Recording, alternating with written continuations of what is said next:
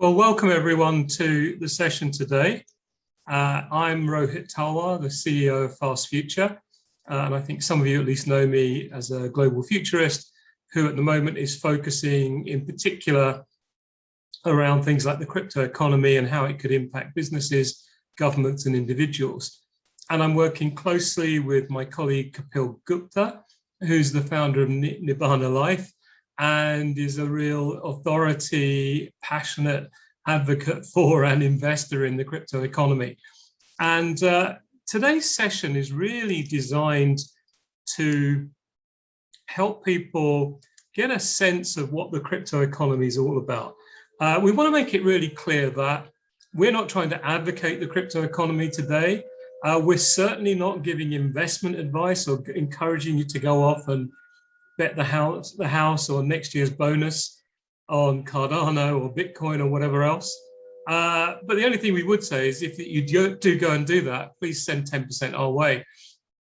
But our real aim is in the course of this session and the two that we have to follow, we're going to explore different aspects. So today we're going to give a broad introduction. This is not meant to go into great depth about things like protocols or understanding the difference between proof of stake, proof of work, proof of authority, or what a side chain is, or a parachain or anything like that. It's really trying to give people a broad understanding of what the crypto economy is about, why it's arisen. And then next time round, we're going to get more into the components of the crypto economy and how it's playing out. And in the third session, on September 23rd, we're going to look at the results of the survey we've been running on the future of the crypto economy with some fascinating findings around how people and organizations are viewing it, how they're investing in it, and how they see it evolving. And I just want to give a shout out to our partners in these events. Fire on the Hill, Strategic Communications Agency, who are partnering with us on the study and are really focused on the crypto sector and helping players in that sector get their message across. And then Future Industries Australia, which is all about trying to help Australian businesses really embrace the future and transform themselves, taking advantage in the latest thinking in science and technology.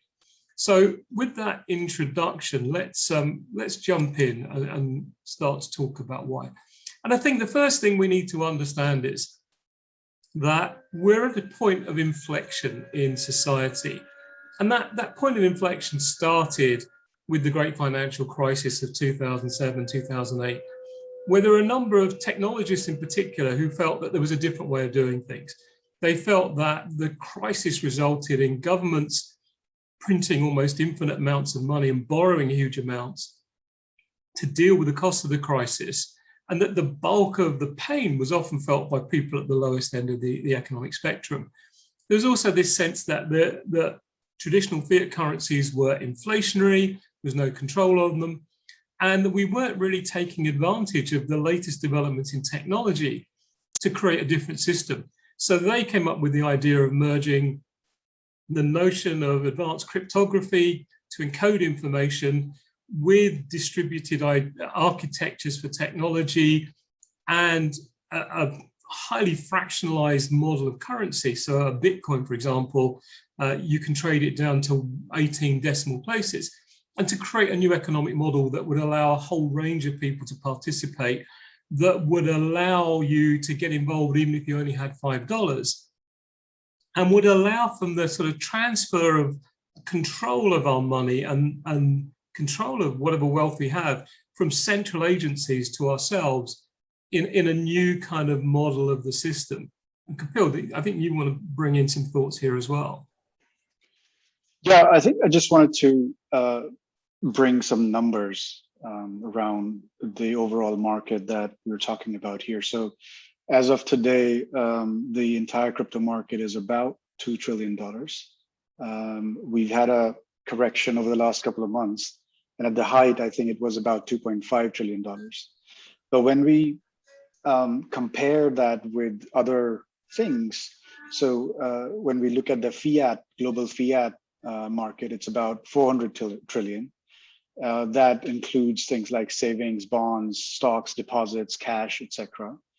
And the other thing that quite often Bitcoin especially is compared to is gold as a store of value. So gold is about $11 trillion, and within that, mining stocks about 1 trillion. But the other things that when we look at the crypto market, we are also comparing not just it as a currency or a store of value. We're also looking at things like other assets. So real estate, for example, is about 300 trillion. And when we start to look at the derivative markets, we don't know, but like roughly 1.2 quadrillion markets. And as we will talk about, a bit more today, that Bitcoin, more than Bitcoin, blockchain and crypto assets are really starting to go into all of these asset classes and some really interesting areas. So I just wanted to bring in those numbers to set the stage. Excellent, thank you.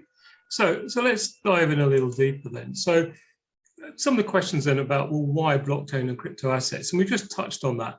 But there's this sense of, if we have our money in centralized systems, we have no control over, whether the information can be edited, whether they can be hacked.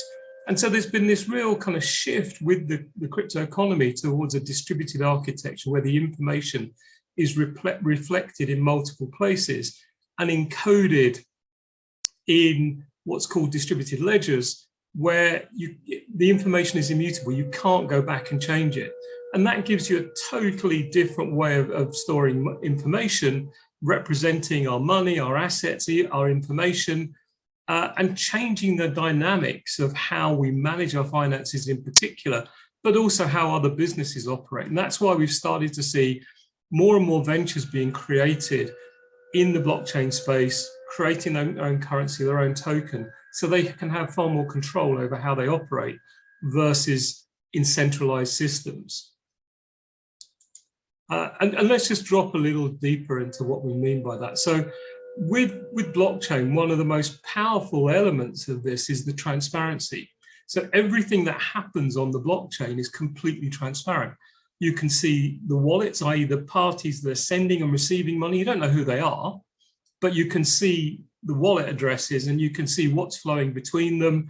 You can see the transactions they're doing. You can see how long they've held things for. And that's why when in the past, there's been a lot of fear, uncertainty, and doubt about, is this being used by criminals, money launderers? You can see, what's going on and the extent to which some of that might be happening. And it's much more transparent than other sectors. But we're also seeing the emergence of new concepts, which I think are kind of central to a lot of the developments that are happening. And one of the most important is this idea of decentralized autonomous organizations, effectively organizations that answer only to their own code. They're written in, they exist only in code, the rules are in code, they have no management, they have no employees, they have no physical premises. They are governed by the people who own the tokens in that business. They make the decisions about any changes that are required, whether people need to be hired to do work, to enhance the code. But it's an incredibly democratic model and a very different model of organization. And you're starting to see real world examples of that. So this is one that I really like called Teambrella, which is an insurance company, I think from Holland. And the idea here is that you apply to join and you have to be accepted by a team, a sort of peer group, who accept you to be part of their sort of mini network. And you put your money up in crypto. And then when someone in your team has a claim, you collectively decide whether or not that claim should be paid or how much should be paid. And the money is then taken from your crypto wallet that you've assigned for this. And at the end of the year, there's a good chance that you might have some or even all of your premium still there. And there's a good chance that the premium you put up has actually gone up in value. So you might be profiting on your insurance premium. And one of the kind of attractive things about these organizations is because they have no organization, no management, no staffing, no structure, they have almost no operating costs. And therefore, it's a much leaner model. Now, clearly, this has massive implications for employment if everyone started to do it. But it's one of the things that's seen as very attractive and has enabled an awful lot of the decentralized finance applications that we're talking about later. It's enabled them to come to market and create these sort of eye-watering levels of interest of 10 to 100% or more. And it's these kind of new organizational models that I think are really creating a lot of excitement coming out of the blockchain space. Yeah, I think, firstly, Rohit, I think your background noise, there's some background noise. So I think if you want to switch off the fan that's there.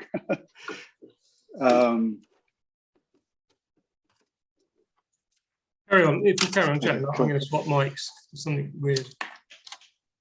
Yeah, so I wanted to add, just from a blockchain fundamentals point of view, one of the things that is quite key to understand is the move from a centralized way of operating and doing things to a decentralized way of doing things. And DAO, as Rohit just said, is one of the key areas in that. But what blockchain technology allows us to do is adds things like the concept of it being trustless and immutability. So anything in our blockchain technology, when a transaction happens, it is a append-only transaction, which means that the ledger cannot be changed once it's been edited.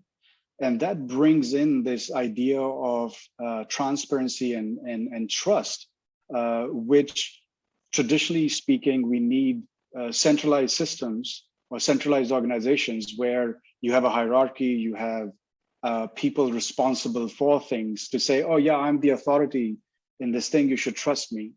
What blockchain does is it removes that need to trust a centralized authority, because everything is recorded on the ledger and it is immutable, it is transparent. So we get rid of this trust, and we get rid of needing a centralized authority. And those are kind of quite important things in understanding the blockchain. Thank you. Can you still hear any background noise or? No, it's gone, I think. Okay, there's something to do with the relationship between that mic and the fan on my computer. That mic is probably too sensitive and picks up the whir of the fan, which I can't actually hear. Anyway, enough of my rambling. So let's move on. And so one of the questions is, why the interest? Why are there now 300 million or so users around the world? Why have we got more than 100 publicly listed corporates and several thousand private corporates involved in the space? Why are most of the financial institutions getting involved? And I think there are a variety of different reasons. I think at the first level, and it's coming through very clearly from the study we're doing, is that there are an awful lot of people who have been attracted simply by the opportunity to innovate with cutting edge technology. And certainly the very earliest pioneers, the people building a lot of the applications in the crypto space, have been driven by that. Secondly, there's a lot of early adopters who've also seen the potential to achieve phenomenal rates of return, whether it's in interest or capital gains, and to be part of, if you like, the disruption of traditional financial services and enabling this transfer of control of our wealth to us as individuals, and almost allowing us to become our own banks and do the things ourselves that banks would normally be allowed to do. There's another group within that community who are also very interested in democratization of access. Can we make it available to even someone with the tiniest amount of money to get involved in something that could have spectacular growth, when that traditionally has only been the domain of the wealthy and those in the know? Then we've seen retail investors now coming in and financial institutions who are saying, actually, there's just an opportunity to achieve both a higher rate of return on our cash, but also immense capital gains. So that's the wave that we're seeing now. And we've got to 300 million, and it's taken about 11 years. The expectation is that the crypto economy will get to around 1 billion users probably faster than the internet did. And the interest is growing all the time. After the kind of financial institutions and retail investors, then you have got this wave of corporates. We've seen MicroStrategies who I think has something like 100,000 Bitcoin. You had Tesla put $1.5 billion into Bitcoin. And every month now, as companies do their quarterly filings, you're seeing more and more of them coming in and saying, we've bought crypto, mainly Bitcoin, but now some other cryptocurrencies as well, and we've put them onto our balance sheet. You're seeing others in the corporate space starting to say, we'll accept crypto payments. And then you're also seeing the emergence of corporates saying, well, actually, we could create our own currency or token and engage our entire community in trading using that token. So Facebook have this token called DM. No one's quite sure what's going to happen with it because it's been through a lot of iterations. There's a lot of talk of Disney creating its own coin. And you can imagine the potential of locking in all that activity within the Disney community, all trading with one Disney created coin. So there's a lot of different reasons why people are coming in. And then, of course, there are a significant number of people who are saying no way, whether it's organizations or individuals or the decision makers in those organizations who are saying things like, no, I don't understand it, or it seems like a Ponzi scheme, or it's all criminals, or it's black market, or it's too volatile, or whatever. And some of those may eventually kind of come in once they understand more. Many may not. And so we have to understand that there isn't one view of this world. There isn't one reason why people are coming in. And a lot of people are also coming in because they're finding it as to be the most efficient way of raising money to start their venture. And their venture is going to operate in the blockchain space and provide all sorts of functions and utilities in that space. So it makes most sense to be in that in the crypto environment. Yeah, I think a couple of additional things to just note the interest. One is, I think blockchain really started as a tech and financial revolution. So that we got to also keep that in mind. And I think as you said, Rohit, one of the key things is it is also like we're building Web 3.0, which is the next generation of the internet. And I think we're going to talk about that in a bit. And that provides a huge amount of opportunity for new ventures. And some of that we'll touch on in a bit as well. Absolutely, yeah. I think, sorry, probably gone a little too fast on a couple of things that we should have emphasized a little bit more, but we can come back to those again later. But I think, you know, hopefully you're getting the sense of one of the biggest things that's driving this economy at the moment is just the sheer enthusiasm. I don't know if many of you remember the kind of the first stages where we were getting public engagement in the internet, and there was a huge level of excitement about creating a new economy, creating a new way of doing things.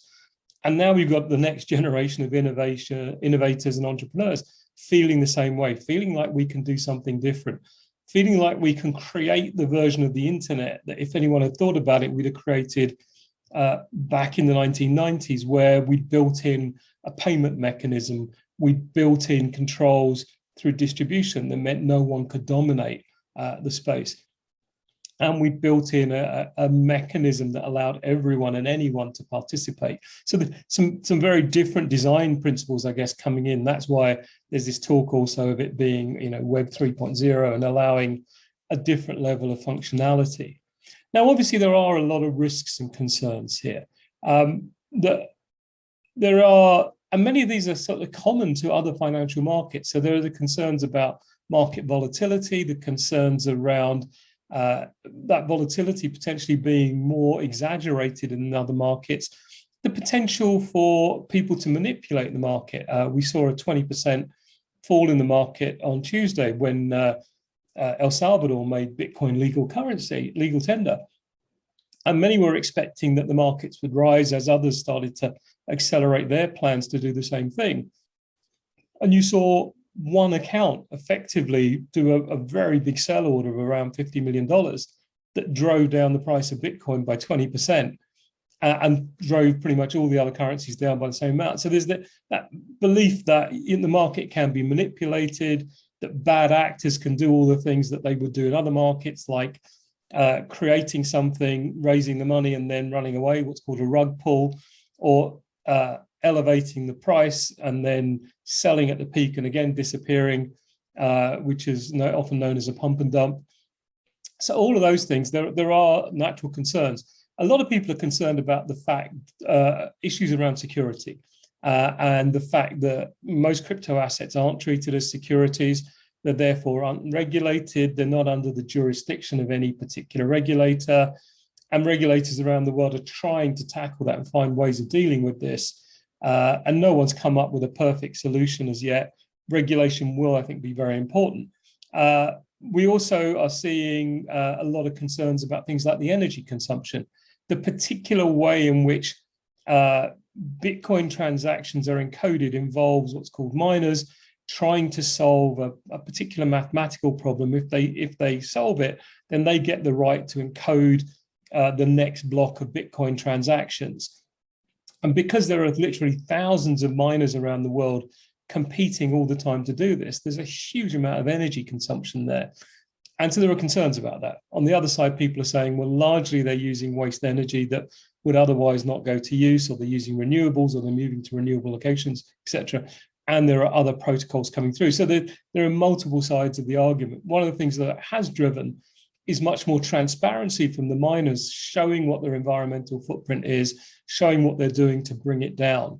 And then there is the concern around the potential for cryptos to be used for money laundering, for shadow economy transactions, paying for contract killings or drug deals or whatever.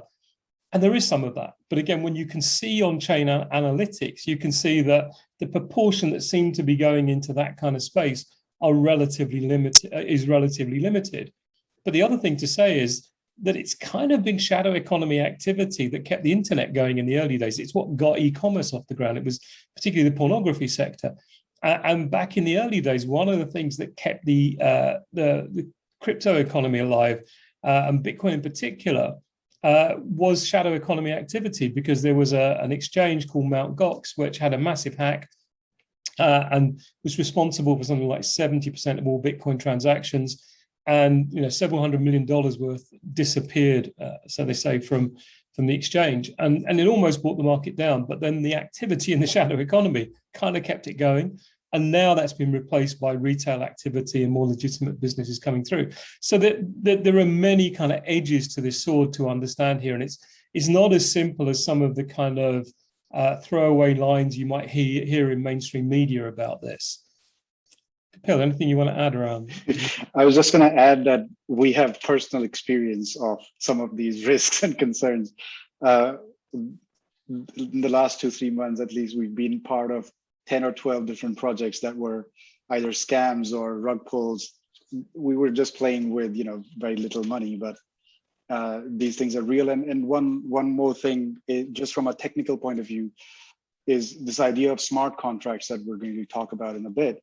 There's lots of, because it's a piece of code governing a lot of money. We've seen, especially in the last few weeks, we've seen hacks where up to the tune of $600 million were stolen from a project, and that has happened a few times this year. So those kind of risks and concerns are quite real as well.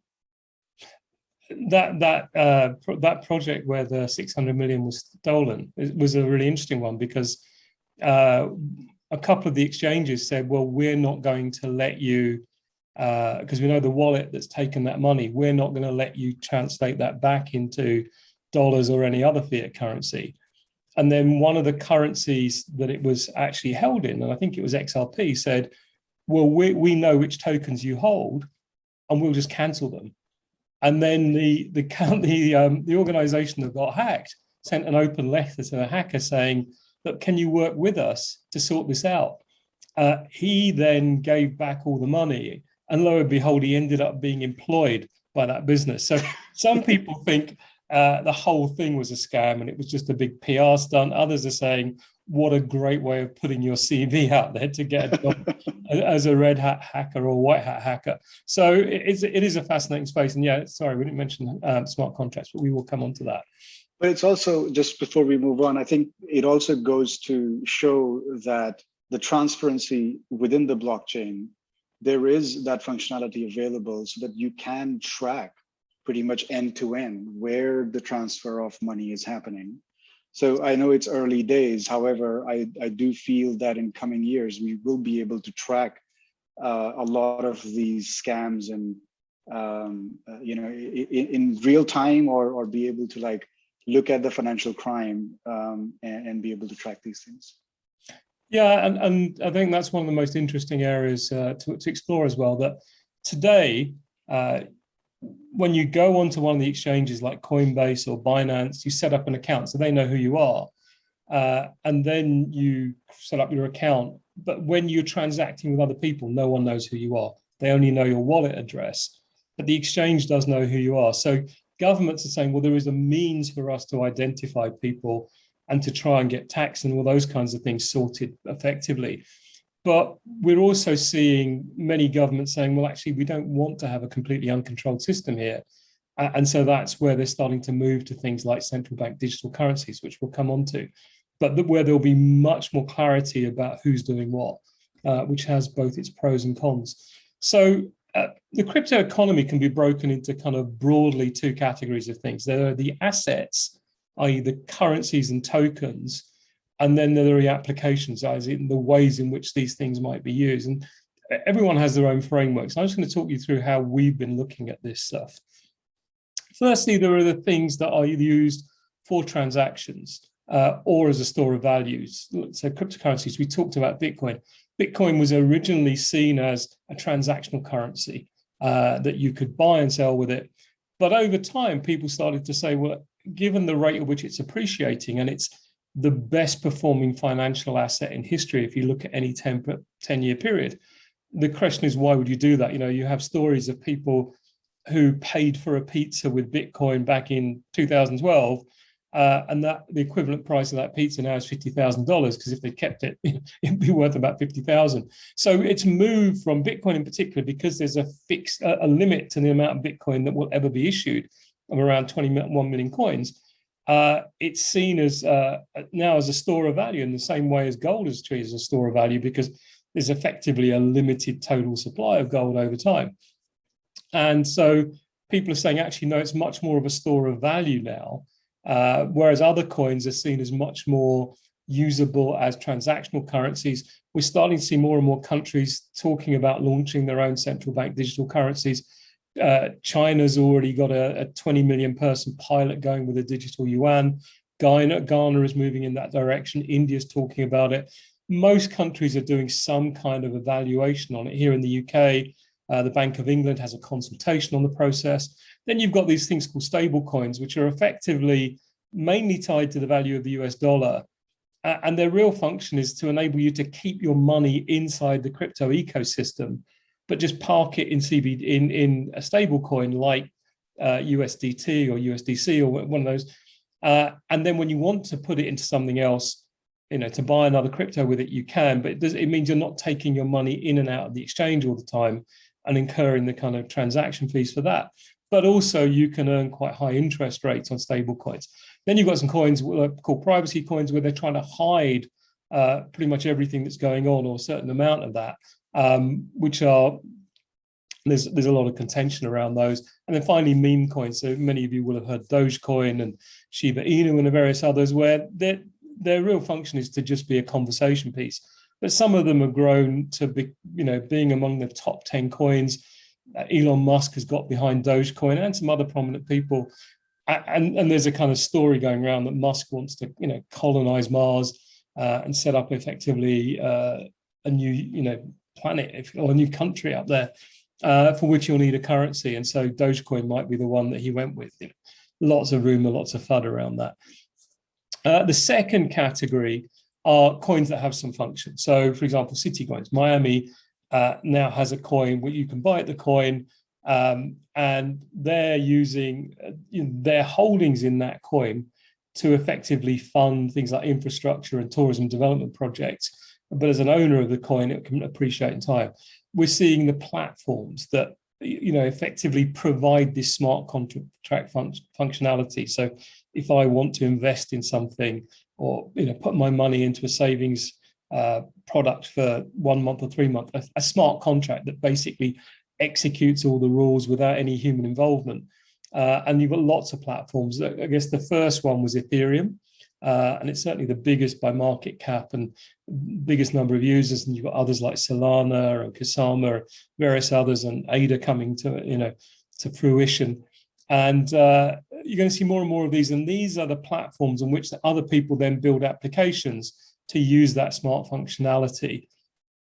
And then you have what are called utility tokens that actually allow you to do something, to buy some sort of service or pay for the functionality offered by that platform. So we'll talk in a minute about a supply chain example, but they're the tokens with which you actually trade to buy those services of that provider.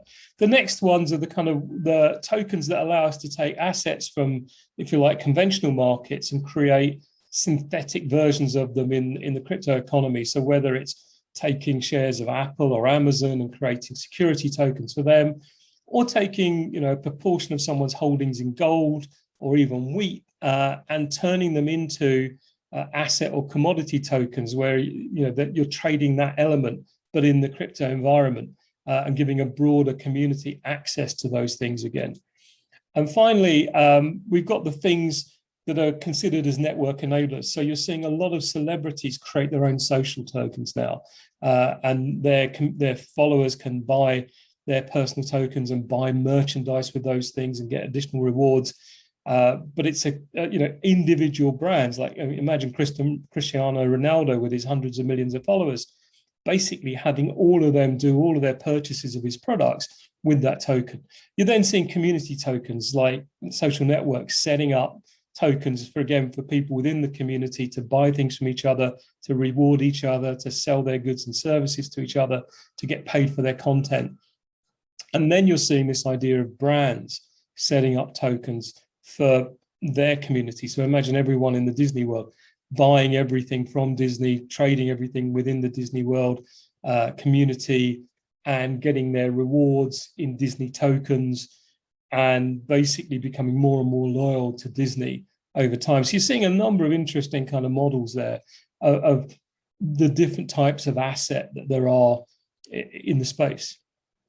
Caps, anything to add? I was just going to add, like Facebook DM is a good example of a corporate brand token, whereby you have 2.5 billion users, and they're going to introduce a central currency pretty much that you can buy, sell goods and services, and even marketing spend. It'll all be in that one crypto token. Yes. And then there's an attraction for businesses to come into that community and transact in that community, because they're getting access to 2.5 billion people at one time. And so you can start to kind of have more and more activity going on within the community, and sort of new and innovative products arise as a result of that. So finally, let's just spend a little bit of time talking about the kinds of applications. And I'm going to hand over to Kapil to just talk about some of these. So these are some of the applications that we've been looking at. So first of all, I think when we started in 2008, 2009, Bitcoin as a cryptocurrency was really either looked at as a store of value or something that you can transact and buy goods and services with. And then in around 2014, this thing happened, that crypto economy got smart contracts. And this was with the introduction of Ethereum as a new cryptocurrency and ecosystem. And so what smart contract does is, smart contracts is a piece of code that automatically has rules. So you can define rules and say, if A happens, then B gets executed. So it's a rule-based, very simplistic way of executing commands.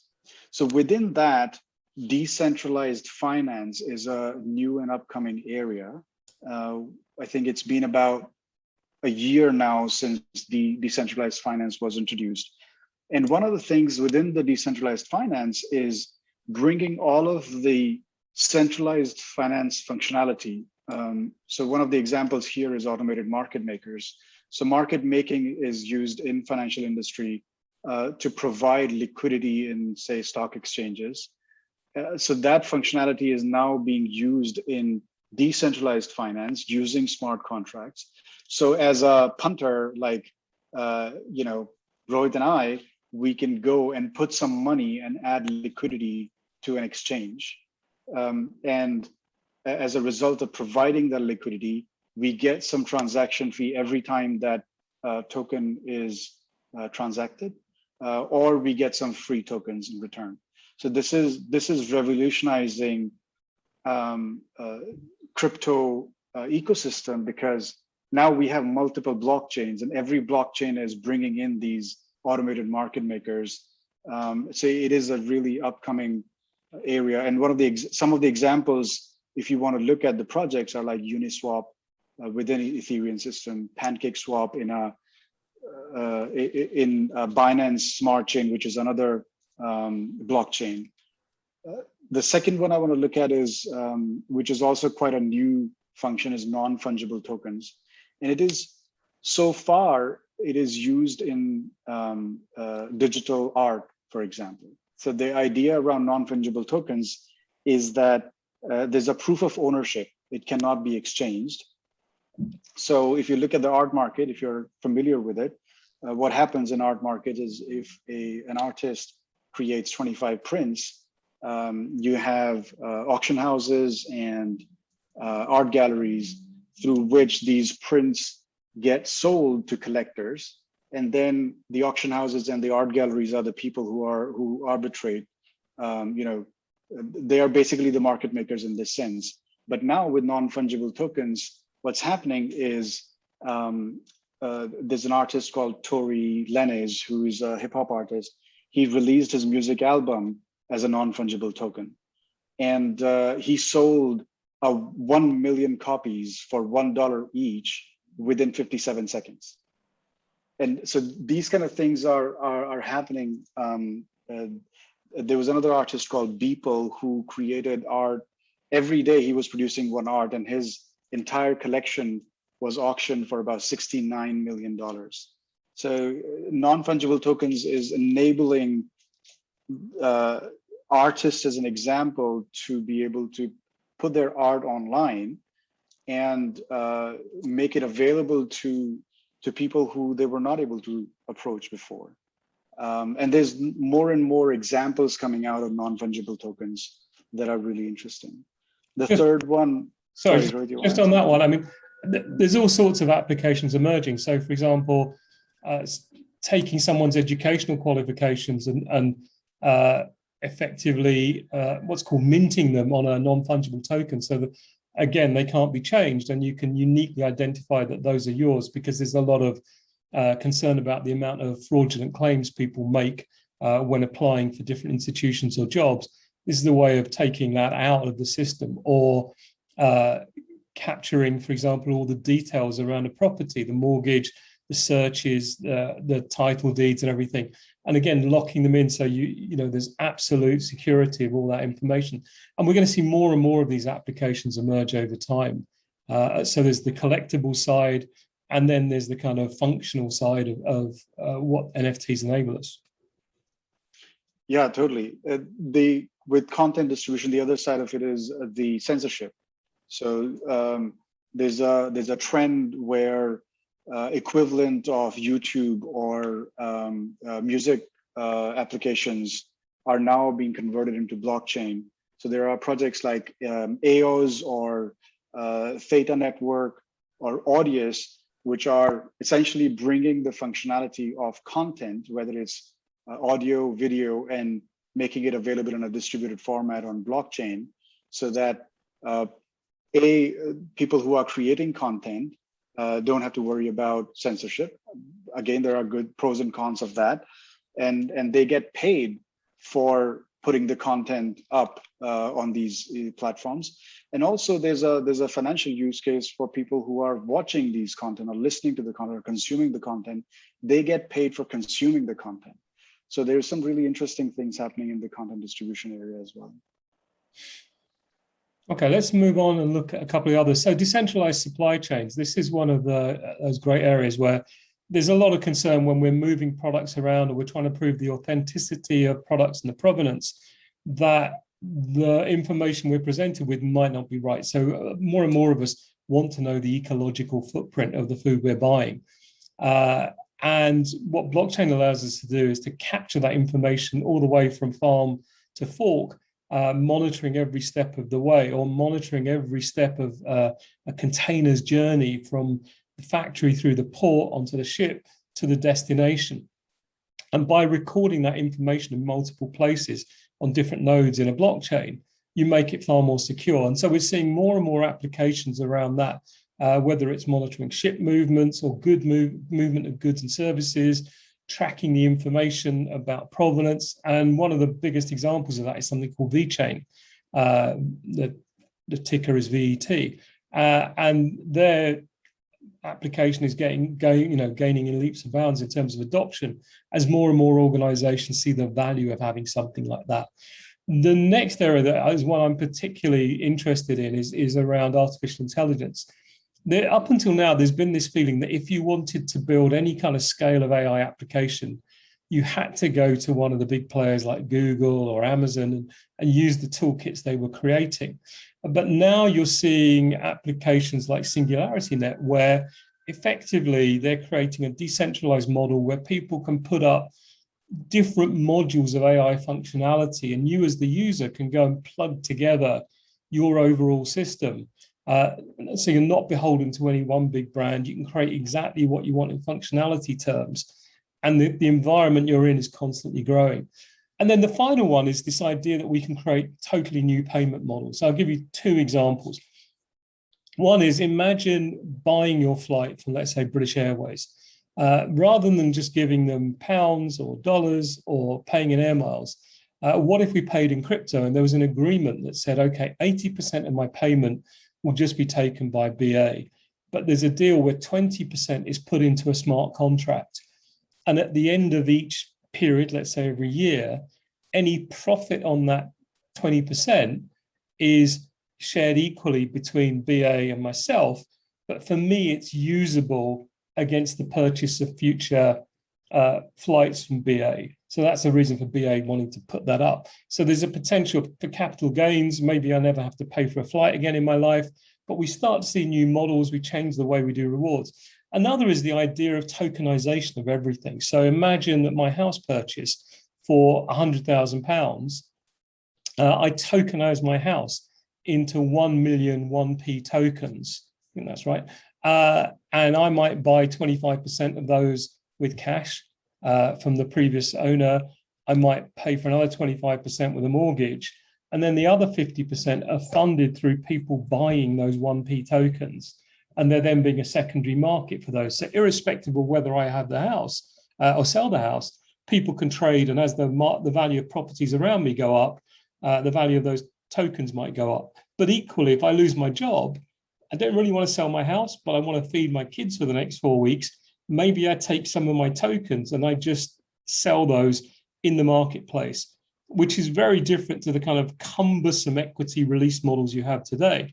So we could see with Bitcoin, with crypto, with the blockchain, we're at that point where there's just an explosion of ideas, and almost anything we can think of as a way of doing things with money or any of our assets is suddenly becoming possible. And that's why we really say, we're right at the infancy of this. We don't know how it will play out, but it's quite an interesting space to be looking at and considering the possibilities of. And then finally, where does it go next? Well, I think there's a few things. The first, I think, is obviously going to be the influence here is going to be regulators. The market does need some regulation. It needs some protection against the kind of the scammers. It needs some protection to ensure people know what they're getting into when they're getting into the more complex products. I think the second is the rate of consumer adoption, retail consumers getting in. The more they get in, the more pressure they put onto the providers of these platforms, the more easy it will become to use them. Because right now, for a lot of the DeFi stuff, you have to do quite a lot of work to understand them, or have a friend like Kapil who'll explain to me how to make them work. And then the next stage, I think, will be what the financial services players do, both in terms of direct investment and bringing their clients involved on, but also in becoming the gateways so that they provide the front end to these complex decentralized finance applications, so that I can trade more easily. They can do the custody of my money rather than me having a wallet where I might forget the 12 secure words that give me access to it or something like that. The next is the kind of the level of corporate engagement, and whether it's putting the cryptos on their balance sheet or actually, adopting the use of crypto tokens or starting to pay for things using crypto. And finally, I think the other big thing that I think is going to shape the future of this is innovation. The technology is moving at pace. Literally every day we see the announcement of a development that is mind-blowing, and it takes a while to get your head around it. And you see every day a new venture coming to market with a new white paper. The white paper sets out how they see their business working, and it sets out what's called the tokenomics. And I think that's been one of the most exciting things, is people laying out these very different kind of economic philosophies and economic models of how their business works, which are totally mind-blowing and completely loggerheads in many regards with how traditional financial markets work. So I think there's a huge range of developments going to happen here. Who knows whether this market will be around in 5 to 10 years' time? But these are some of the reasons why we believe that corporates need to at least be investigating and getting this onto their radar. Kapil, anything you'd like to add at this point? No, I think I think you touched on these things. One of the things that I have personally thought about is customer service. So when you move from centralized to a decentralized model, it is run by techie people, really. And the usability aspect is compromised. So I think that will be one of the big areas in terms of adoption and future evolution to look at, can we automate that part?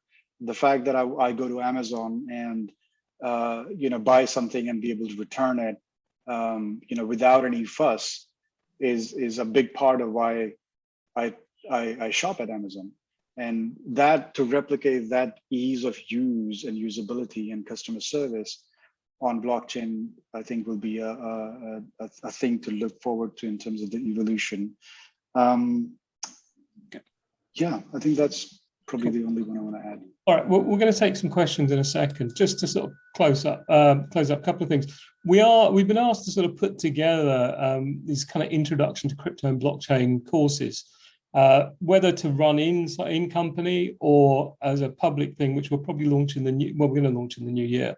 If you're interested, please drop us a line. We'll tell you more about what we're thinking for the structure of both the public course and also, how it can be tailored to the needs of particular industries and companies for in-house delivery. So just drop me a line and we can do that. We also have a survey running on the future of the crypto economy. If you've had any of our mailings, you should have had the link there. I thought I'd had it on the screen. But if you're interested, just, again, email me and I'll make sure we send you the link tonight. The survey closes at midnight tomorrow. And then we have these two further events coming up next week. We're going to go into more detail around those assets and applications within the crypto economy. And then on the 23rd, we'll share the findings of the survey and study we've been doing. And finally, before we go into the Q&A, just say a lot of the ideas we've been sharing today and we'll be sharing in the next couple of weeks are drawn from a lot of the content we put into this new book that comes out on the 28th of September. But between now and then, if you're interested, if you go to our bookstore, you can buy it for a 25% pre-launch discount. So with that, I am going to open up the floor for questions. And no one seems to have upvoted anyone's questions. So should we just take them in the order of what we've got there? And we were wondering whether we could bring people in. And I guess there's no way of asking you before we offer it to you. But and I hope I don't slaughter your name. Is it Gayanel Rice? Would you like to kind of talk to us about your question and your views, and then we can add to it if we make you a panelist? Does that work for you?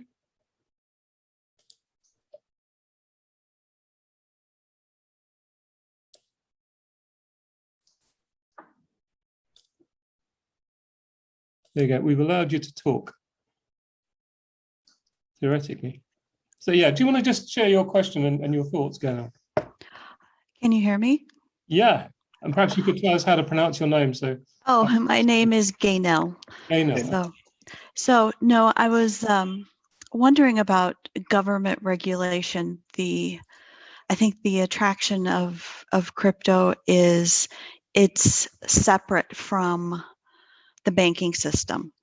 And so I know here in the United States, there's been talk of taxing it, just trying to monitor it a little bit more. And that to me would kind of take the luster off of it a little bit and being outside of that banking system. So I was just wondering what your views are on, like, how likely do you think crypto in the future will be heavily regulated and like it will be brought more into that banking system, which I'm not a big fan of at the moment. So anyway, yeah, your thoughts. Kapil?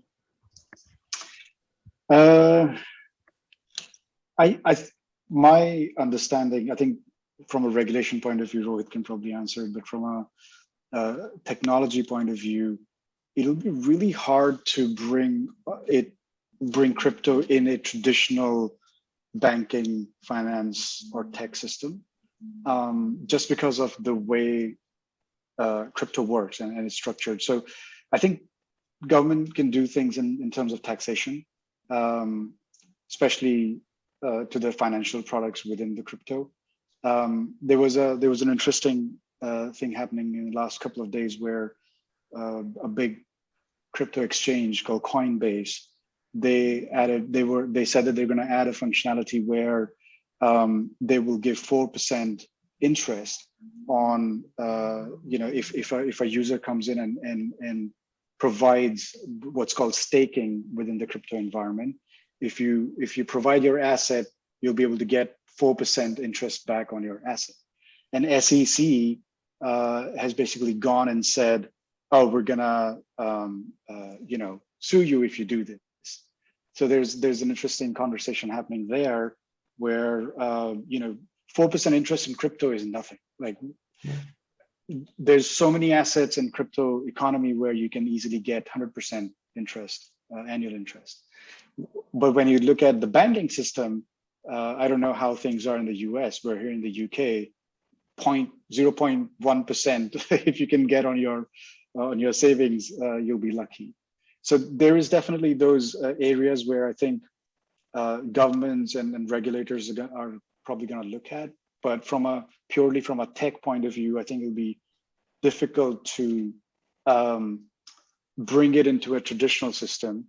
But Rohit, you might want to add some points on your thoughts. Yeah, I mean, I think inevitably there will be much more of a regulatory kind of cloak placed on all of this, whether it's to control market behaviors, ensure people are paying taxes. And right now what you're seeing is lots of probes being fired. So China's basically made it really hard for anyone to trade crypto in China or to buy with goods and services with crypto. The SEC at the moment is attacking Coinbase, saying that that's the loan, if you like, the interest-bearing loan thing that they're talking about is a security. They're taking on another coin, XRP from Ripple Labs, saying that was offered as a security when they launched it. So they're trying different things, but I think they will start to make it such that there is more regulation. We just don't quite know what it will look like. So I think that's most likely to happen. Sheila, can we bring you in to talk about your question? Well, let me do that, and then you can say no if you want. If I can see allowed to talk, there you go. And while you're doing that, I'm just going to extend the, I'm going to disappear for a second and extend the, Sheila. Hi. Yes, my question really was triggered by your comment about the early days and the sort of Wild West period of the internet. And my sense is that we're in the same sort of phase from what you've been saying of the crypto economy and blockchain and so on. And one of the problems in the early days of the internet was that huge boom and bust phase where, you know, some of the valuations and so on, and we're still seeing some of it now, we're just going through the roof. And do you see, or how can we prevent, or what's the likelihood of that kind of boom and bust emerging in the crypto economy? And will, you know, what can be done to sort of mitigate some of the worst elements of it, I suppose, without killing the industry? I think you're right. There's a huge boom and bust we've already seen. If you look at the crypto economy from 2017 till now, you know, almost 90 to 95% of the valuation was lost around 2018, 2019. And there are lots of bad actors. There are lots of people who think they can ride this wave, and there's a lot of new projects coming into crypto, and not everything's going to survive. I think if we look at the marketplace right now, there's more than 12,000 different crypto projects online. And the valuation, if you look at the Bitcoin valuation, is just over 1 trillion. The next one is Ethereum, about $350 billion. And, you know, so some of the valuations is definitely, you know, 1 billion valuation in crypto, it doesn't take a long to get 1 billion valuation. But when we look at some of the, you know, companies in real world, getting a 1 billion valuation is quite difficult. So I think we're definitely going to see more of that. This cycle is slightly different in that, you know, a lot of people are talking about, you know, corporates coming in and adding Bitcoin to their asset class on their books. That might change, but crypto economy essentially goes into a 4-year cycle, and within 4 years, 2 years of boom and 2 years of bust. That is how it's been over the last decade. Whether that's going to happen next, we don't know. I think how to not get into that, I think just choosing, if you are an investor, just choosing the right kind of projects. Community, I feel, is one of the big things in crypto economy. When you look into the project, how those projects are created and maintained, and how engaged the community is, in my experience, that says a lot about whether the project will survive or not. That's how I see it. Well, we are not authorized to give investment advice. No, we're not authorized to give investment advice, yes. Do not act on anything we say. I'd just add to that I think in almost any sector, you see exactly the same patterns, which is, particularly in tech, 95 to 99% of the ventures fail. With the internet itself and crypto, because they're so public, they're so all, you know, wide-ranging and wide-reaching, they get a lot more attention than, say, the failures in property tech or the failures in construction tech or health tech. But exactly the same failure rates occur there. And I think until we get a more efficient model of innovation, we are going to be stuck in that model that says you get a massive proliferation of ventures. Most fail, but the ideas live on, the technologies live on. So even if you know, a lot of these ventures disappear, the ideas, the concepts, the tokenomics they brought to bear will live on. And in most cases, the code behind these ventures is available for free. It's kind of open source, and so you can just copy someone's code legitimately. And so the code lives on even if the venture dies.